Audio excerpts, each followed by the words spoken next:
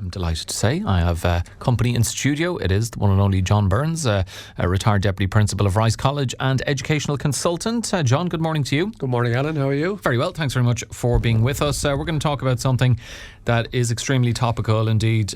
We had quite a number of conversations about it during last week's Morning Focuses, or Morning Foci. I don't know what the plural of the show is. You're chancing your Latin, Alan. I'm chancing my... I'd leave it alone. My severe lack of Latin. This is SNAs, and this has been a debate raging on this. Of course, the government had announced the review into it, but there was such outrage over it that they have announced that there will be no cuts to SNAs in the next school year. And not only that, but an extra 19 million euros been agreed to fund SNAs. That was after a meeting with government ministers, leaders and senior ministers last night. I suppose no surprise really, John, they reacted after the public backlash. Before we get into the importance of SNAs, your thoughts on the announcement of that review and then the very quick 180-degree turn to announcing the pause of the review and then this extra money that they've somehow found? Yeah, well, I mean, it reminded me, going back many years ago, of something like the rod licence or trying to put tax on children's shoes. You know, it wasn't thought out. I don't think they realised that there'd be such a massive backlash against it. It's also like any time that they try to put a tax or a levy on old age pensioners or cut a benefit that's maybe universal, that the reaction is going to be spectacularly, forceful, because people see this as, as a right. But I think it just wasn't thought through. It was presented in a very sloppy way, in that this is happening, you got to get on with it. And then letters going to schools telling them they were going to lose X amount of SNAs. And that created fear among parents, stress among the kids that are involved, and the staff in the schools were up in the air as to how they were going to cope next year. It was a very badly thought out plan. And even looking at the news reports and watching Minister Hildegard Naughton, she actually didn't seem very convinced about the whole thing anyway. I think it was a PR disaster and a complete own goal. And on that point about it being a PR disaster, obviously we talked about this in great detail during our Friday panel last week, at the end of last week, and one of the points was made by one of our panellists that, I said, like, is this going to reflect badly on the government? They said, well, no, maybe, they announced this review so that inevitably, when there was such outrage, they would then announce the pause and extra funding, and that actually they banked on positive coverage of, they learned their lesson and they've actually backtracked. I wasn't so sure, though. I thought that any retreat, or what we've seen now, announcing no cuts for the next school year and the extra 90 million euro, I think any good PR from that is completely overshadowed and obscured by what they initially tried to do. Oh yeah, it is. I mean, it blew up. It blew up against them. I mean, you simply can't announce sweeping cuts to one of the most vulnerable sectors in society. And to cut SNAs out of the school system, primary and secondary, would simply mean that the most vulnerable students, the most needy students, would not be able to attend school, and if they could, they would not get the help they need to succeed or to thrive. And why would you cut at that level when you can look at the economy in a broader sense, and then suddenly to find 19 million, which was just hanging around the office, that you can plug the hole with for a year? So I still think we need to watch it. I like what Andy Pike was saying from Forza earlier, that they need to revisit their criteria for these reviews, and to involve, a word I don't like is stakeholders, but to involve parents, students, the school, and everyone who's involved, and the students indeed, who are involved in the whole SNA world. Because if you don't get those people involved, then any review is going to be rejected, it's going to be unpopular, it's going to be hard to implement, and ultimately, like what's after happening now, it's going to blow up. Alan, what they tried to do here was they tried to get this done fast, under the radar, to save money by taking SNAs out of schools and masking it as, well, the real numbers are going up. But in effect, schools were losing SNAs. And I heard a principal from a school in Dublin this morning distraught at what she thought was going to happen. That point you're making about it, they were intending to do this fast, is another issue amongst a myriad of issues that were raised during our conversations about this last week, John, that it was the quick movement and the lack of consultation with schools, with SNAs themselves, with parents. I won't use the word stakeholders because you don't like it. Those with vested interests, parents of children who benefit from SNAs. They felt that there wasn't even any prior engagement at all. No, there's just letters sent out. We're doing this and you're going to be happy with it. I mean, can you imagine the amount of parents around the country who suddenly started to fear that their child, who was doing well because of an SNA, because of access to an SNA, suddenly would not... They mightn't even be able to go to school. Their school refusal could come back. Their inability to learn in the classroom without that assistance, that would all be affected. So those parents were fearing the worst. The students who were looking forward to going in the morning and meeting their SNA. An SNA is not just a teacher. An SNA is definitely... An SNA is an educator in the holistic sense, but an SNA is a vocational role.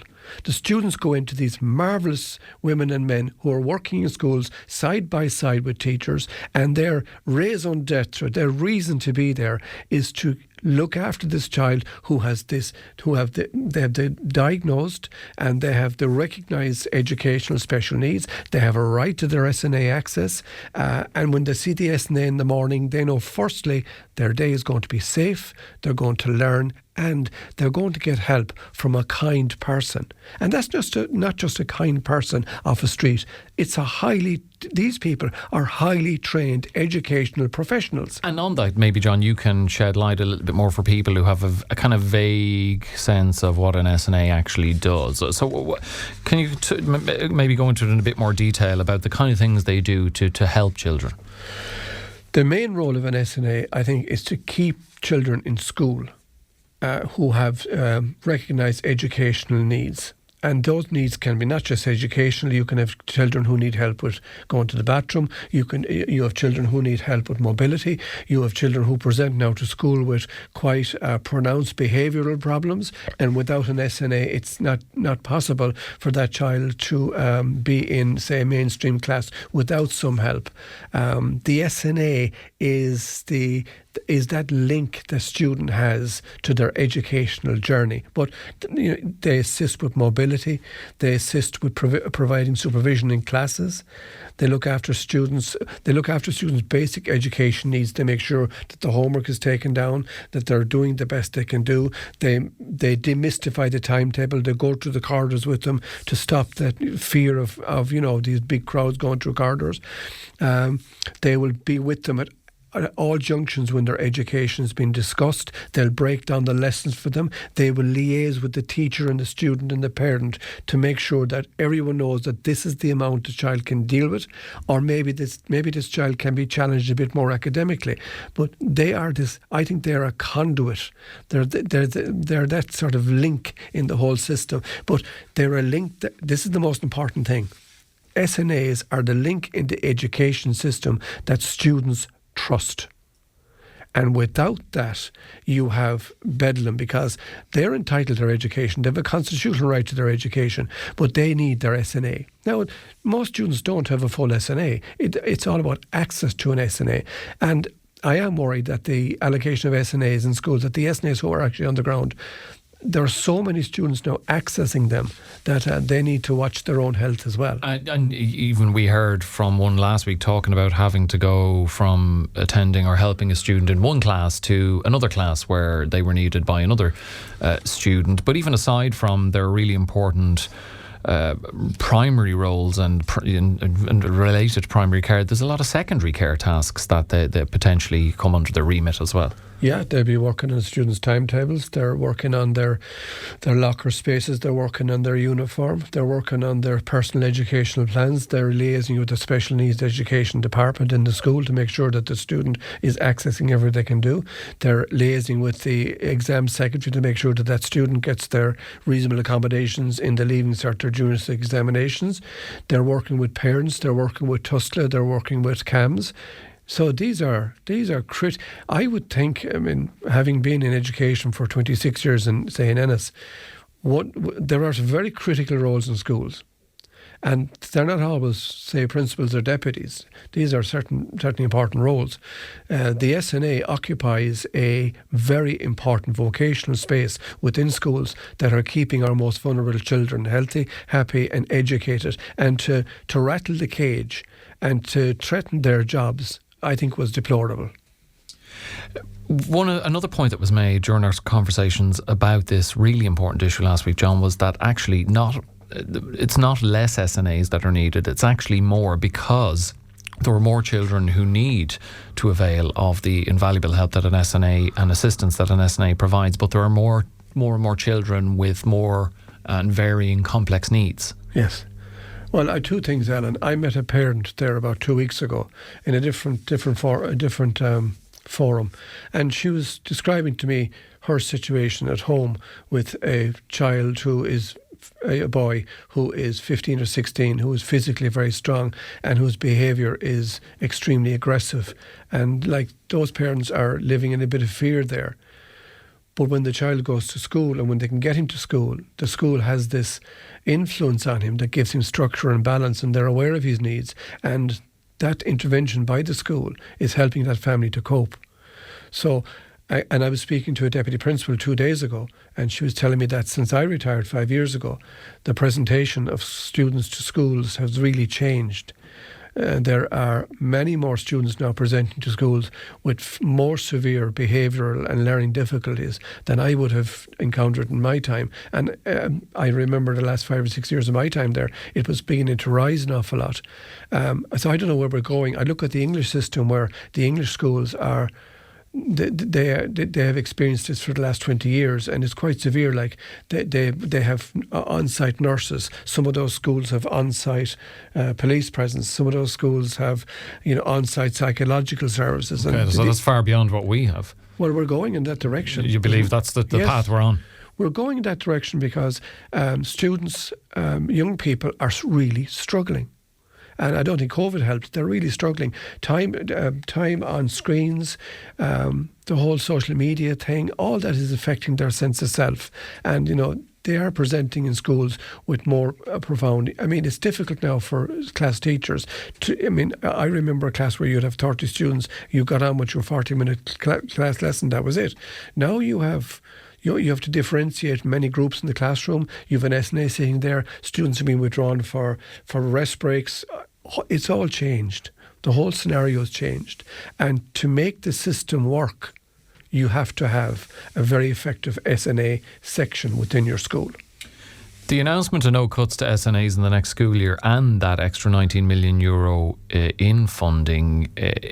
John, is this kind of a case closed? No. Or there's, I'd say some would be concerned that is this just a stay of execution? Because it says there'll be no cuts in the next school year, but what about beyond that? Is this an issue the government may try to return to, or do you think that because of the size, the magnitude of the public backlash and the way the government has had to backtrack on this, they will not try this kind of move again? The 19 million and the U-turn was simply a panic reaction. That simply says, lads, we're after getting this really wrong here. We need to cut this off straight away. We need to PR it properly. So let's throw money at it and let's just say we're doing nothing for a year. I can't see them coming back next year with the same sort of attitude that they did this year. If they're going to come back next year, they will have to have proper criterion if they're going to reduce the amount of SNAs per school. And I think they're going to meet... I wouldn't advise them. Because, down the road, people remember, if you target children in schools, people at election time will remember that. So if they're going to do this next year, they're going to have to put together a cast iron set of criteria to do it, after involvement with everyone that they should be speaking to. And they should also be speaking to students who get SNAs.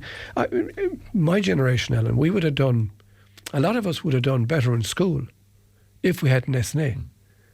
I heard Simon Harris's brother, Alan, on RT1 radio at the weekend saying that he had an SNA right through his education. Adam Harris? Yes, Adam Harris, yeah. Right through. And that was quite an interesting thing. When I was in school, special educational needs weren't even recognised. You were isolated. It is interesting you're making that particular point, John, because we welcome a range of views here to the show, and I'm going to put to you a WhatsApp message that has come in which maybe has taken an opposite view to the one you've just stated on 086 1800 964. The listener saying Ireland has more SNAs per student than any other EU country. Are we overly mollycoddling our children too much? Maybe before you come in on that, I might suggest that because if indeed we do have more SNAs per student, maybe it's because we need them more than in other countries, or there could be other underlying issues. But your thoughts on that particular viewpoint? No, given what you have just said about we could have done with them back in our day. Yeah, I think anyone who knows who has heard me on Clare FM will know that I do have an anti-mollycoddling. You're a very mollycoddling averse. Yes, get on with it. In other words, get on. But I mean, the SNA thing is slightly different because any student who has access to an SNA has gone through a series of assessments where they actually. These are professional assessments done by educational psychologists or medical professionals to say that this student will only thrive or will only survive with access to an SNA. I don't think the numbers are... I don't know what the numbers are across the European Union, but I think that what we have in Ireland is working, and I think we should leave it alone. Okay. We will leave that there, but John, always an important topic to talk about, and we'll always do that. Thank you very much for joining us to chat about that. John Burns with us, retired Deputy Principal at Rice College and Education Consultant.